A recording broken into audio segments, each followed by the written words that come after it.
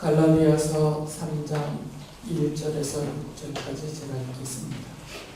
어리석은 갈라디아 사람들이여, 예수 그리스도께서 십자가에 못 박히신 모습이 여러분의 눈앞에 선한데 누가 여러분을 흘렸습니까? 나는 여러분에게서 이 한 가지만을 알고 싶습니다. 여러분은 율법을 행하는 행위로 성령을 받았습니까? 그렇지 않으면 믿음의 소식을 들어서 성령을 받았습니까? 여러분은 그렇게도 어리석습니까? 성령으로 시작하였다가 이제 와서는 육체로 끝마치려고 합니까?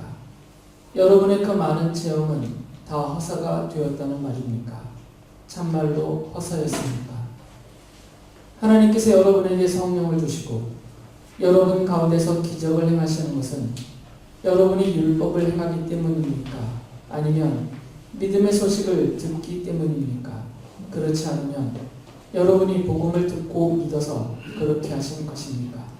그것은 아브라함이 하나님을 믿으니 하나님께서 그것을 의로운 일로 여겨주셨다는 것과 같습니다. 아멘. 예수님께서 자신이 십자가에 못 박혀 죽임을 당하실 것이다 라고 제자들에게 미리 알려주셨어요. 그리고 죽으셨다가 부활하셔서 하나님의 집이, 하나님 아버지의 집이 하늘에 올라가실 것이다 라고도 말씀하셨습니다. 그리고 예수께서 하늘로 올라가시면 하나님께서 성령님을 제자들에게 보내주실 것이다 라고 약속을 해주셨어요. 요한복음서 14장 16절에서 17절에 그 말씀이 기록되어 있습니다. 내가 아버지께 구하겠다. 그리하면 아버지께서 다른 보혜사를 너희에게 보내셔서 영원히 너희와 함께 계시게 하실 것이다. 그는 진리의 영이시다. 세상은 그를 보지도 못하고 알지도 못하므로 그를 맞아들일 수가 없다. 그러나 너희는 그를 안다. 그것은 그가 너희와 함께 계시고 또 너희 안에 계실 것이기 때문이다. 주님이 말씀하신 대로 부활하시고 승천하신 이후에 성령님께서 제자들과 성도들에게 임하셨습니다. 사도행전은 그 사실을 기록하였죠.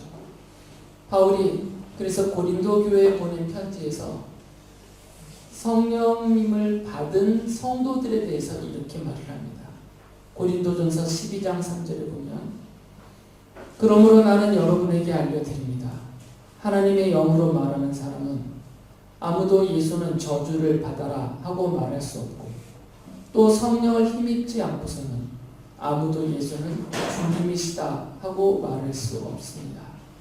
누가 예수님은 나의 주님이시고 나의 구세주시다 라고 말을 하고 있다면 그 사람은 자기의 생각과 자기의 경험과 또는 자기가 배운 지식으로 하는 것이 아니라 성령님께서 그에게 임하셔서 그것을 깨닫게 하시고 믿게 하시고 고백할 수 있게 해주셨기 때문에 예수님께서는 나의 주님이십니다 라고 고백하게 된다는 것이에요.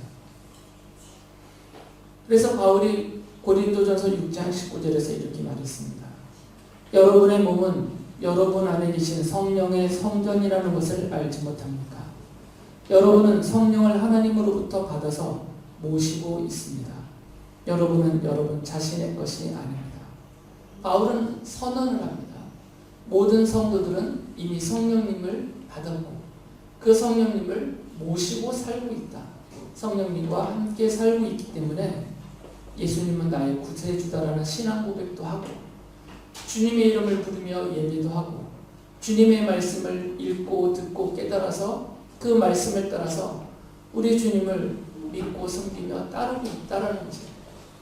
우리는 이런 것들을 다 신앙과 신앙생활이라고 부르는데 신앙과 신앙생활 이 모든 것은 성령이 그에게 임하지 않고서는 생겨날 수도 또 이루어질 수도 없는 일이라는 거죠. 여러분이 이 자리에 어떤 이유로 와서 앉아 계시던 간에 성령님이 여러분과 함께 하시지 않으면 이 자리에 오실 수가 없어요. 교회로 오지 못하고 계시는 분들이 우리보다 지능이 낮아서 또는 깨달음이 부족해서 또는 경험이 없어서 세상 이치를 분별하지 못하여서 하나님을 알아볼 능력이 없어서 못 오는 게 아니고요. 오히려 우리보다 그런 일반적인 조건에서는 훨씬 뛰어나고 앞서 있는 분들이 많음에도 불구하고 이 자리에 모여서 함께 하나님 앞에 예배하지 못하는 이유는 그분들에게 성령님이 임하시지 않았기 때문이에요.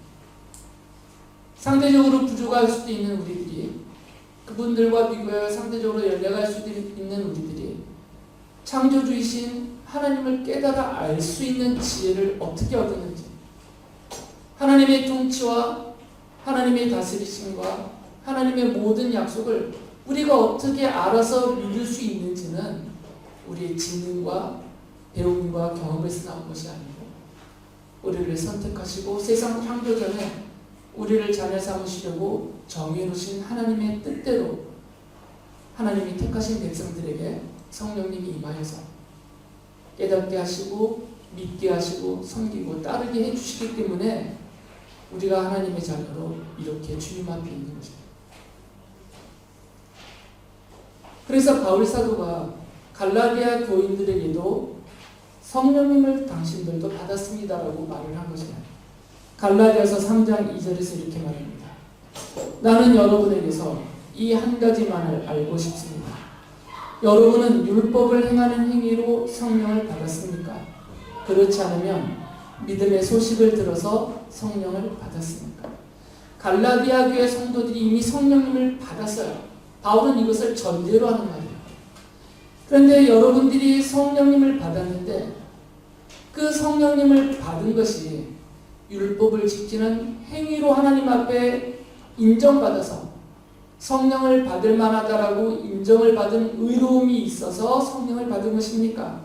아니면 십자가의 복음을 믿음으로 죄 용서를 받고 하나님의 자녀가 되었기 때문에 그 하나님의 자녀라는 증거로 하나님의 성령이 우리에게 임한 것입니까? 라고 묻는 거죠. 이미 받은 것을 전제하고 있는 것이죠. 갈라디아서 3장 5절에서도 이렇게 말합니다. 하나님께서 여러분에게 성령을 주시고 여러분 가운데서 기적을 행하시는 것은 여러분이 율법을 행하기 때문입니까? 아니면 믿음의 소식을 듣기 때문입니까? 그렇지 않으면 여러분이 복음을 듣고 믿어서 그렇게 하신 것입니다. 이미 갈라디아 교회 성도들은 그리고 그 성도들이 모이는 갈라디아 교회 안에서는 성령님께서 그들에게 임하셨다라는 증거로 성령께서 행하시고 드러내시는 많은 기적이 있다는 거죠.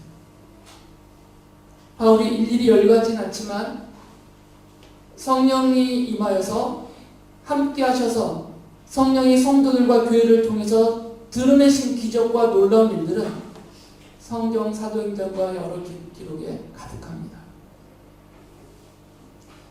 물론 우리 눈에 보이는 구체적으로 우리가 눈으로 보고 확인할 수 있는 그런 일들도 있고요. 아니면 사람이 완전히 새 사람으로 변화되는 인격의 변화도 있고 또는 사람과 사람 사이에 관계되는 일들, 성도들이 세상에서 사는 과정에서 스스로의 힘으로나 사람의 힘으로는 이룰 수 없는 일들, 이런 모든 영역에서 다 드러나는 것입니다. 우리는 그것을 눈으로 보고 있고 들어서 알고 있습니다. 갈라디아 교회 안에도 성령님이 그들과 함께 하셨기 때문에 그 드러나는 것을 바울은 기적이라는 표현을 썼는데 성령께서 그들과 함께 하셔서 드러내신 그들에게 성령이 임하고 함께 계시다라는 증거로서 드러내신 일들이 수없이 많다는 것이에요. 갈라디아 교회 성도들은 이미 그것을 보았어요.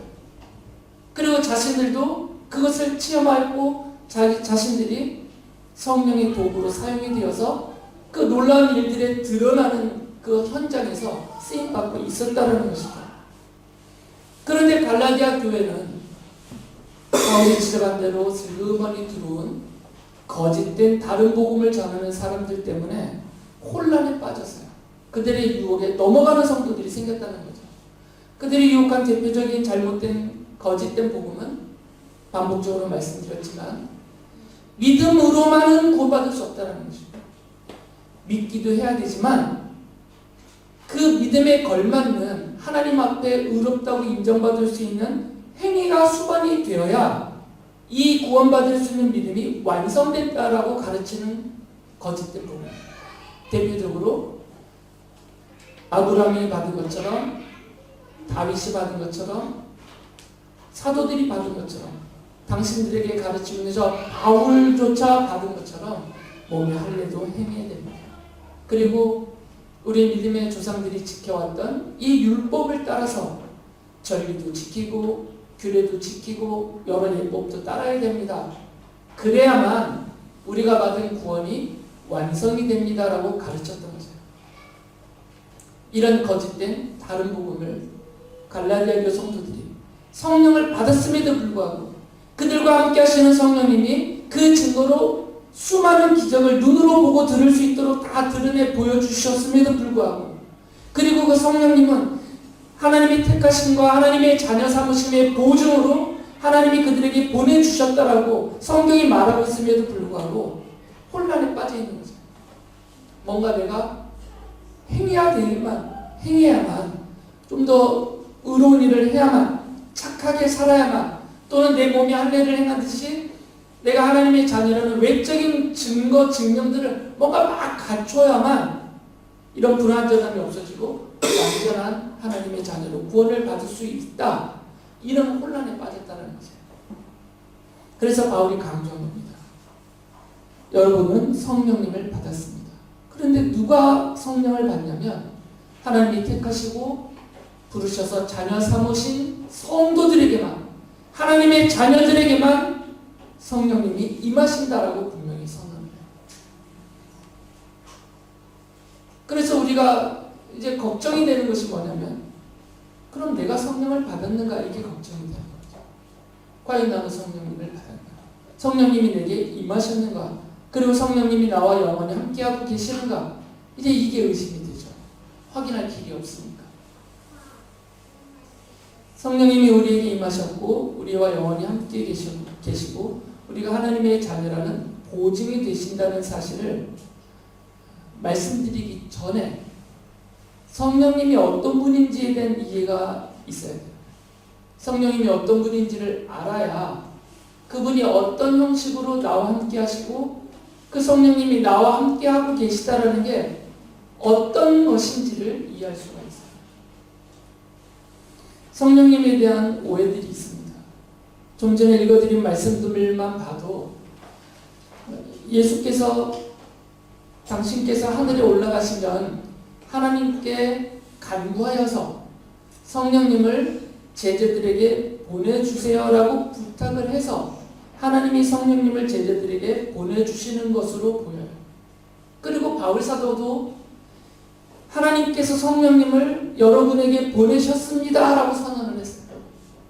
그러니까 이런 표현들을 보면 성령님은 성부 하나님과 성자 하나님에 비하면 좀 열등한 존재로서 보내면 가고 보내달라고 부탁하면 허락받아서 갈 수 있는 이런 분인 것처럼 오해를 할 수가 있습니다. 실제로 이것이 오해가 되어서 충분히 이해가 안 돼서 성령님은 성부 하나님에 비해서 아주 열등한 하나님이다, 이렇게 주장했던 사람들이 초대교회 때 많이 있었어요. 그리고 성령님뿐만 아니라 성자 하나님조차도 성부 하나님에 비해서 열등한 존재로서 성부 하나님으로부터 창조된, 그러나 신으로 창조된 피조물 정도로 생각했던 그런 분들이 많이 있었어요. 이 문제를 정리하고 교회에 바로잡아준 교리가 바로 삼위일체라는 교리입니다. 갑자기 머리 아파하시지 말고요. 그렇게 어려운 얘기가 아닙니다. 가르치고 설명해 주시는 분들이 본인들이 스스로 어렵게 여겼기 때문에 본인이 어려워하니까 전하고 설명하는 것도 어려워했어요. 그래서 제대로 말씀을 안 해주셔서요. 두 단어를 먼저 기억을 하셔야 되는데, 여러분이 신학생 됐다 하는 자세로 귀를 조금 여셔서 들으세요. 동일 본질이냐 유사 본질이냐 이 차이예요. 무슨 말이냐면 주 3세기경에 알렉산드리아라는 곳에 교구가 있었고요. 거기에 교부로 있었던 아리우스라는 교부가 무슨 주장을 했냐면 성자는 우리가 예수님이라고 부르는 성자 하나님은 성부 하나님, 예수께서 아버지라고 부르신 그 성부 하나님으로부터 나온, 유출되어 나온, 다시 말하면 창조되어져 나온 피조물이다라고 말했어요. 그러니까 이 성자 하나님이신 예수님은 성부 하나님에 비해서 동일하지 않고 본질은 비슷하지만 성부 하나님이 가지고 계시는 그런 하나님으로서의 성질 속성을 성자 하나님이신 예수님도 가지고 계시지만 똑같지는 않다는 거예요. 동일한 본질을 갖고 있지 않고 차이가 나는 유사한 본질로서 하나님이시다 이렇게 가르쳤어요. 이게 유사 본질의 설명이에요. 그런데 그 같은 시대 때 알렉산드리아의 그 대교부의 교부셨던 이그나티우스라는 교부가 지금으로 치면 목사님이세요. 이분은 성경에 능통한 학자였습니다. 아리우스라는 이 교부와 또 그를 따르는 사람이 많았거든요. 이 사람들의 가르침 때문에 교회가 혼란에 빠지고 어지러울 것을 걱정해서, 왜냐하면 예수님, 성자 하나님이신 예수님을 성부 하나님의 창조물로 전락시켜버리니까 이걸 바로잡기 위해서 이분이 성경을 연구한 내용으로 정리를 해서 무엇을 강조해 줬냐면 성부 하나님과 성자 하나님이신 예수님은 유사한 차이가 나는 유사한 본질로서 하나님이 아니라 성자 하나님은 성부 하나님과 동일한 본질로서의 동등한 하나님이시다라고 주장을 했어요. 그러면서 성경을 설명을 해줬죠. 이게 동일 본질이란 말이에요. 동일 본질이라는 얘기는 본질이 똑같다는 거예요. 성부 하나님과 성자 하나님이신 예수님은 똑같은 하나님으로서의 본질과 속성과 특성을 갖고 계시다는 거예요. 이게 주 325년에 있었던 콘스탄티노플에서 얼마 떨어지지 않은 니케아라는 곳에서 약 300명의 당시에 가장 핵심이 됐던 교부들, 목회자들이 모여서 연구하고 토론하고 내린 결론이었어요. 그리고 325년 니케아 회의 때 1차 회의 때 여기서 성자는 성부와 동일하지 않고 유사하게 그 성부 하나님의 본질을 유사하게 닮은 열등한 하나님이다라고 말한 아리우스와 그를 따르는 사람들을 이단으로 정죄했어요. 더 이상 그런 가르침을 교회에서 하지 못하게 했습니다. 그리고 그들의 교부직을 다 박탈했어요. 가르치지 못하도록. 이런 잘못된 거짓된 부분이니까. 이때 삼위일체라는 교리의 틀이 잡혔어요. 그런데 여기서 다루지 않았던 게 성령님이에요. 그러니까 이제는 앞서 말씀드렸듯이 성부 하나님이 성령님을 보냈다. 성자 하나님이신 예수님이 성령님을 보내시도록 부탁하겠다. 또 그리스도의 영, 하나님의 영, 이런 이름으로 성령님이 불려지니까 성령 하나님이 성부 하나님과 성자 하나님보다 열등한, 이분들에 의해서 창조되어지고 보냄을 받는 열등한, 이분들에 비해서 동일하지 않은 유사한 본질을 가진 하나님으로 토해했던 것이다. 이 문제를 바로잡기 위해서 주 382년에 콘스탄티노플에서 다시 또 교회 지도자들이 모여서 회의를 했습니다. 이 당시에 가파도기아라는 지역에 있었던 그 목회자들, 신학자들이 중심이 되어서 성령 하나님을 성부 성자와 유사한 본질을 갖고 있는 열등한 하나님이다라고 말하는 이 가르침들을 반박하면서 이것은 이단이다, 거짓된 가르침이다 해서 정죄를 하고 이때 확정을 했어요. 성부 하나님, 성자 하나님, 성령 하나님은 동일한 본질을 갖고 계시는 하나님이시다라고. 그렇게 확정을 지었습니다. 이때부터 삼위일체 교리가 교회의 정통 교리로 정립이 되어서 발전되어 온 것입니다. 그래서 우리는 삼위일체 하나님을 믿고 있습니다. 짧게 요약해 드리는 것이에요. 수백 년 동안 얽히고 복잡했던 이야기를 핵심만 짧게 말씀하겠습니다. 두 단어를 기억하시면 돼요.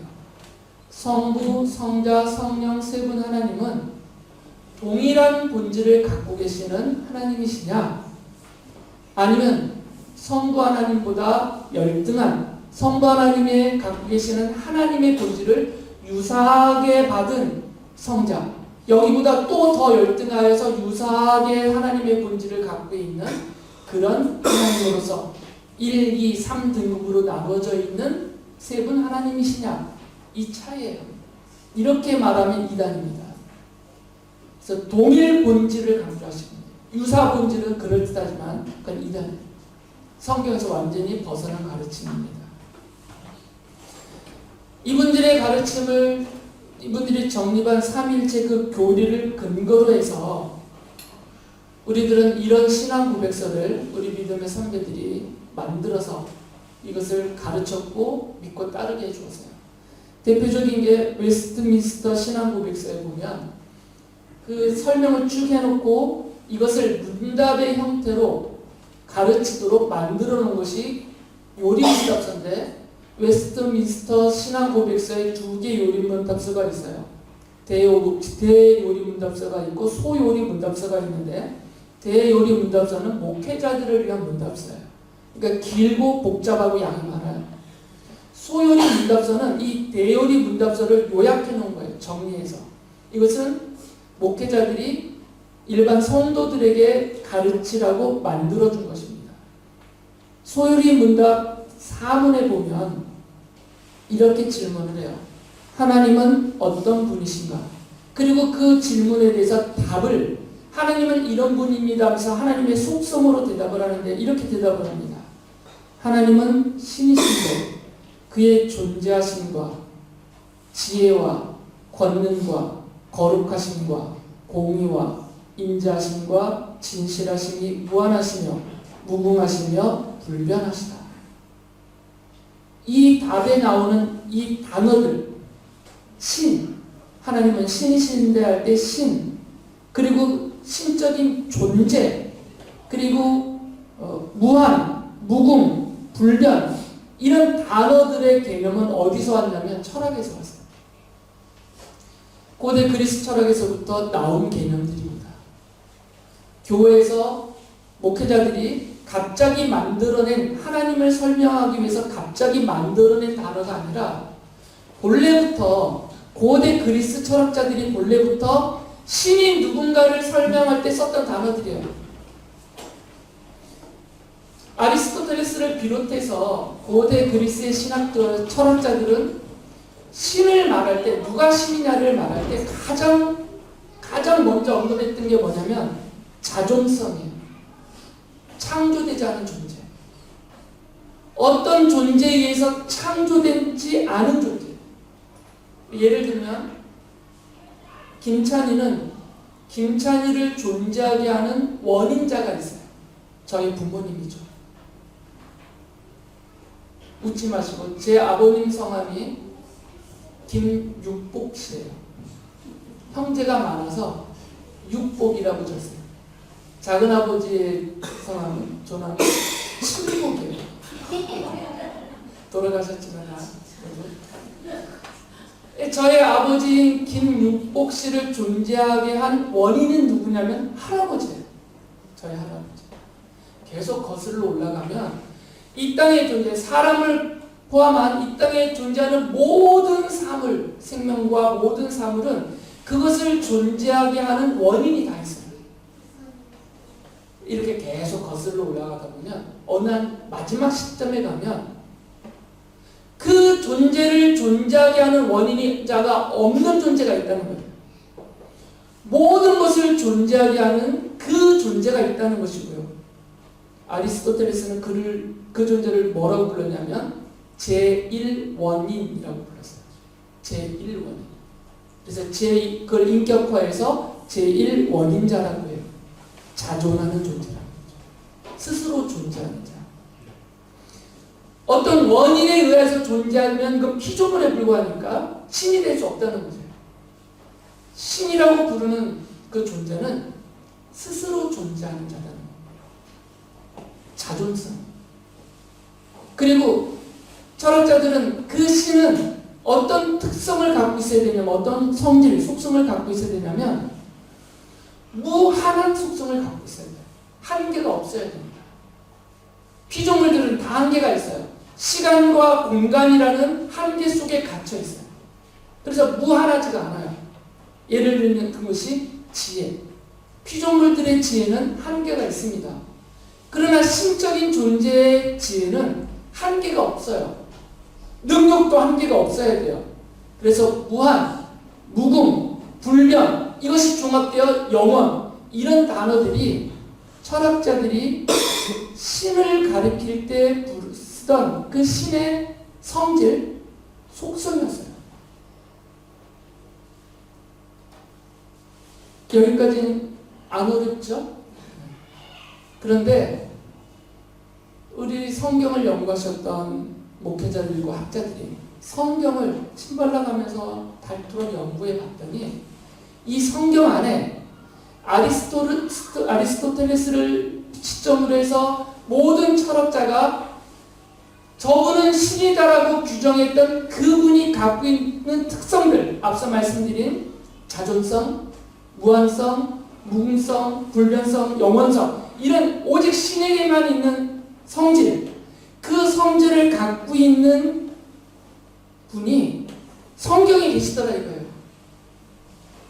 그래서 학자들은 그분을 이름을 세상 사람들이 부르는 신과 구별하기 위해서 하나님이라고 불렀어요. 이건 우리 한국식 표현이에요. 히브리 사람들이 쓰는 히브리어로, 또는 그리스 사람이 쓰는 그리스어로, 영어를 쓰는 사람들이 쓰는 영어로 각자 부르는 단어는 다르지만 우리 한국 사람들이 아는 용어로 치면 하나님이라고 부르는 그 신이 성경에 있다라는 것이죠. 성경에서 하나님이라고 우리 믿음의 선배들이 불렀던 그 신이 바로 철학자들이 말했던 일반적인, 보편적인 그 신의 속성, 특성을 갖고 계시더라 그 말이에요. 그래서 우리 믿음의 선진들은 성경이 말하고 있는 그 하나님을 유일한 신으로 섬겼어요. 그런데 성경을 더 자세히 봤더니 자존하시고 무한하시고 불변하시고 영원하신, 그리고 무궁하신 그 신으로서의 하나님이 성경을 찾아봤더니 세 분 계시더라 이거예요. 성경 안에. 한 분의 이름은 그래서 구별하기 위해서 성부 하나님이라고 이름을 붙였어요. 또 한 분은 성부 하나님과 구별하기 위해서 성자 하나님이라고 불렀어요. 왜 그러냐면 성자 하나님께서 성부 하나님을 아버지라는 이름으로 불러주셨기 때문에 우리에게. 본래 두 분 사이에서는 어떻게 부르시는지는 몰라요. 그런데 우리에게 기록된 성경을 통해서 성부 하나님을 아버지라고 부르셨기 때문에 성자 하나님이 이분을 두 분을 구분하기 위해서 성부 하나님과 성자 하나님이라고 나누어 부를 뿐이에요. 그리고 또 찾아봤더니 한 분이 더 계시더라는 거죠. 그분이 바로 성령 하나님이세요. 이게 삼위일체 교리입니다. 성경에는 신으로서 존재하는, 하나님이라고 부르는 신으로서 존재하는 자존성과 무한성과 무궁성과 불변성과 영원성을 갖고 있는, 세상 사람들이 신이라고 말하는 신적인 특성을 갖고 있는 분이 성경에서는 하나님이라고 부르는데 그분이 세 분 계시는데 성경 안에 봤더니 동일한 자존성, 요만큼의 1도 차이가 없는 동일한 무한하고 무궁하고 불변하고 영원하신 하나님으로 계시는 분이 성부, 성자, 성령 세 분 하나님이 성경 안에 있었어요. 그래서 이것을 삼위일체 하나님이라고 이름 지어 부르기 시작했던 거예요. 이게 삼위일체 교리. 우리에게 임하고 계시는 성령님은 이 삼위일체 하나님 중에 한 분이신 성령 하나님이세요. 성부, 성자보다 못한 열등한 하나님이 아니라 이 세상을 창조하신 그 하나님과 동일한 본질로서, 동일한 능력으로서, 동일한 지혜로서 계시는 그 하나님이신 성령 하나님이 우리와 함께 계시는 것이에요. 그렇기 때문에 바울이 그 하나님이신 성령님을 우리가 말했기 때문에 우리의 구원이 취소될 수 없다는 겁니다. 어떤 행위가 필요 없다는 거죠. 우리를 창조하신 하나님이신 성령님이 우리와 함께 계시기 때문에 내가 너희들을 택하고 구원하였다, 하나님의 자녀 삼으셨다라고 그 하나님이 스스로 우리와 함께 계셔서 우리를 자녀로 인정해 주시기 때문에 우리가 받은 구원이 사람의 행위에 의해서 좌우되지 않는다라고 선언을 했던 것이에요. 그 성령 하나님께서 예수 그리스도의 십자가 복음을 믿는 성도들에게 임하셔서 영원히 함께 계십니다. 영원하신 하나님이시기 때문에, 불변하신 하나님이시기 때문에 왔다 갔다 안 하세요. 오늘은 규표를 내 사랑하는 아들이다 해놓고 규표가 좀 이상하면 야 됐다, 넌 아니야. 그랬다가 또 다시 착한 짓 하면 그래 너 돌아왔구나, 내가 다시 또 하나님들, 이렇게 안 하신다는 것이에요. 하나님으로서의 불변성이 있기 때문에. 성령 하나님은 성도들에게 성경을 주시고 성경을 통하여서 하나님을 아는 지식을 얻게 해주십니다. 그리고 믿음 위에 굳게 서서 하나님을 신뢰하고 의지하며 섬기며 따르게 해주십니다. 성령 하나님은 성도들이 죄악을 깨닫게 해주시며 지은 죄를 회개하여서 그 죄에서 떠나게 도와주십니다. 그리고 성령 하나님은 성도들에게 신령한 은사를 주셔서 교회 공동의 이익을 위하여 힘쓰는 하나님의 일꾼으로 살아가게 해주십니다. 성령 하나님은 성도들의 죄와 그 죄로 인한 인생의 비참함을 이길 수 있도록 성령님이 도와주세요. 그리고 영원한 하나님의 나라를 소망하며 살게 해주십니다. 반했는데 나머지 반은 다음 주에 할게요. 여러분을 실망시키지 않겠습니다. 오늘은 이 사실을 여러분이 깨닫고 믿으시면 됩니다. 삼위일체 하나님이신 성부, 성자, 성령 하나님이 어떤 분이신지를 알고 우리에게 임하신 성령 하나님이 어떤 분인지를 알고 창조주가 나에게 오셨구나, 나를 대신해서 십자가에서 죽으신 그 하나님이 나에게 오셨구나, 이 동일하신 삼위일체 하나님의 본질과 영광과 권능으로 나에게 임하여 계셔서 나를 완전한 하나님의 자녀로서 영생의 복을 누릴 수 있게 해주셨구나, 이 사실을 믿고 의심 없이 늘 주님을 찾고 주님을 예배하는 하나님의 택하심과 용서하심과 구원받은 하나님의 자녀로 사시는 여러분들 되시기 바랍니다.